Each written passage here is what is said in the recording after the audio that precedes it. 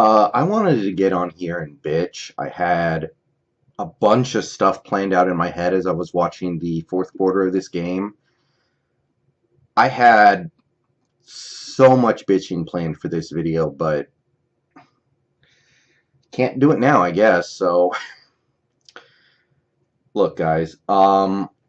Game just finished like 2 minutes ago. Huskies win 33-30 on a buzzer-beating walk-off 38-yard field goal. So, what were we going to bitch about? I was when we were down by a touchdown with 3 minutes left, going for it, or 2 minutes left, going for it on 4th and 10. I was just about ready to get on here and make a video and start complaining about everything, because this game, we saw all the problems that this team has put on display throughout the season. We saw it magnified. We saw it emphasized repeatedly to the point where we were going to lose a game at home to a mediocre Utah team. But they held it together enough to get out the win at the end. So,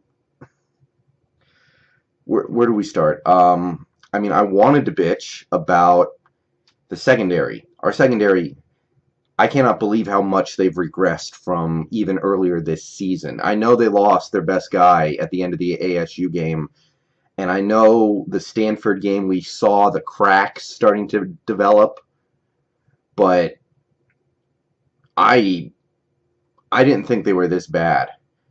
They cannot make a play on the ball. And the secondary is the one thing that I'm going to stay on even after this win.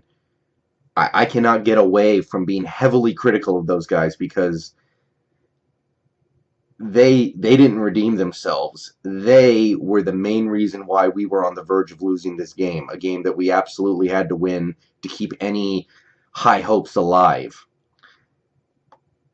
Tyler Huntley, who played a really good game for the Utes, he would drop back, throw up 50-50 balls, and our corners, our safeties, they don't make plays on the ball, guys. They put themselves in position to make a play on the ball. They cover well, and then the ball's in the air, and they're just standing on the ground flat-footed as the Utah receiver goes up and makes the play. They're never the ones making the play, and tonight was the worst. Utah receivers, they got open sometimes, but a lot of times tonight, they were just losing the battle for the ball in the air. And I understand we've lost guys to injury and to the draft, but yeah, the secondary, those guys have me thinking that it's going to be a hell of a challenge to win a bowl game, to win the Pac-12, to win the Apple Cup. That's number one. I'm going to bitch about that. I just bitched about that. I wanted to bitch about a lot more, but now, I was going to get on here, rip into our receivers, rip into our play calling, because, again, the number one thing holding this offense back is we have a good running game, although tonight it wasn't great. It wasn't really the kind of game you would have expected the running game to dominate.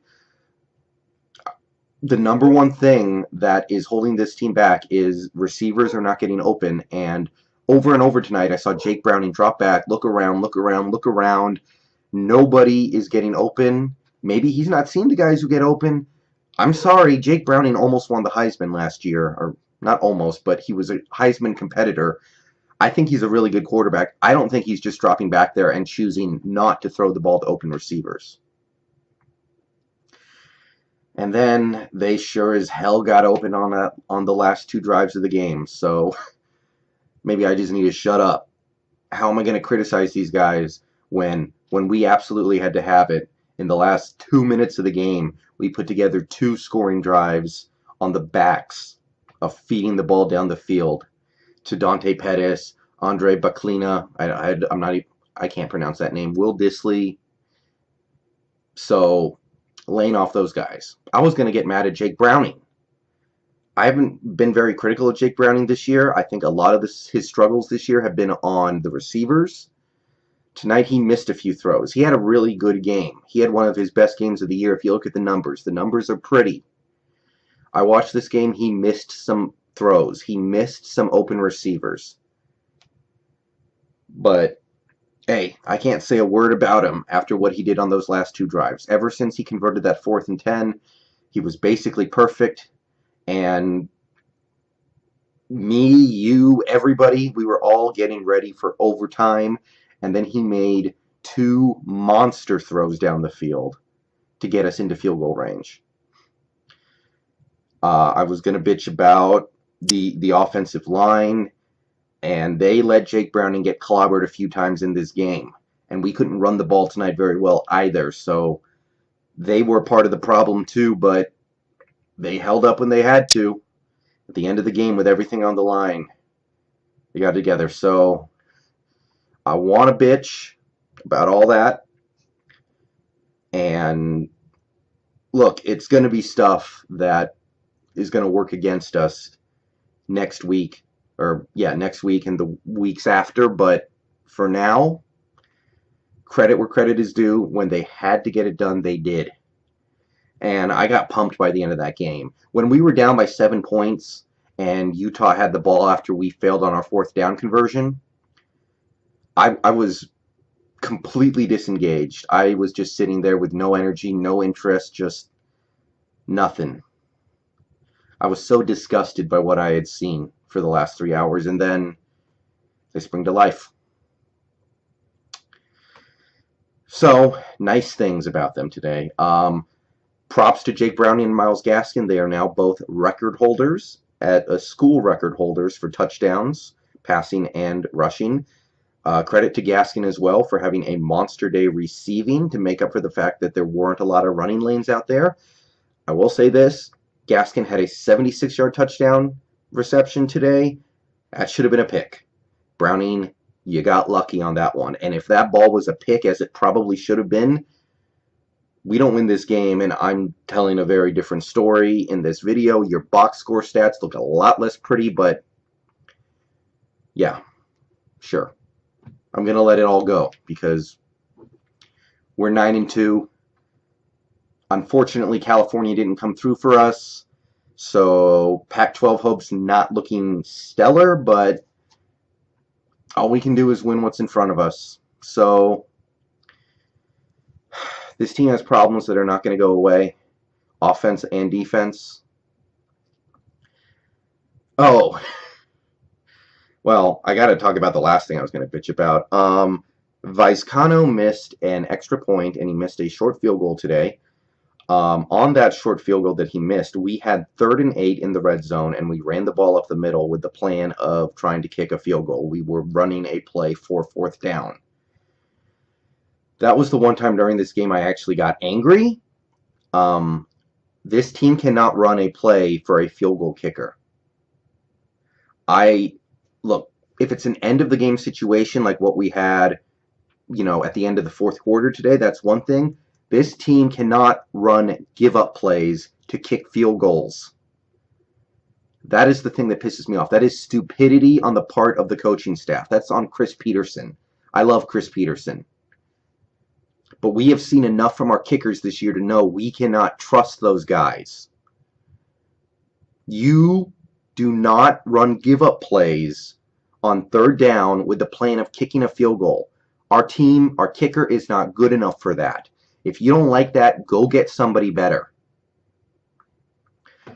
It felt like Groundhog's Day watching that because I saw this team run give-up plays against Arizona State to kick short field goals, and we kept missing them. And I expected that we would have learned our lesson. We did not. And on a different night, that field goal could have cost us this game.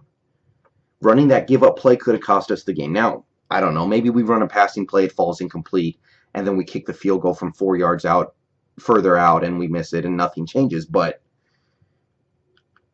that attitude. I'm dealing with some shit from my coaching staff on my NFL team.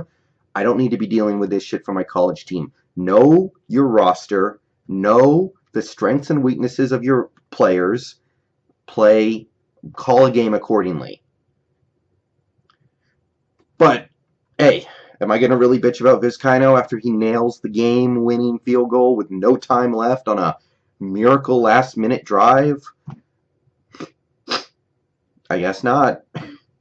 Maybe I already did, but yeah, this is a game. Maybe I should be a little upset that we lost. I mean, winning that game killed all of the complaints that I was going to make. I had so much planned to bitch about on this video. Now, the boys got it done. All right. One game left that we know about for sure, the Apple Cup. I will, of course, be talking about that before we play it. Right now, I can't feel too great about anything on this team, except for the fact that they came through when we absolutely needed them to. And tip of the cap, bow down to Washington. Please get better this offseason.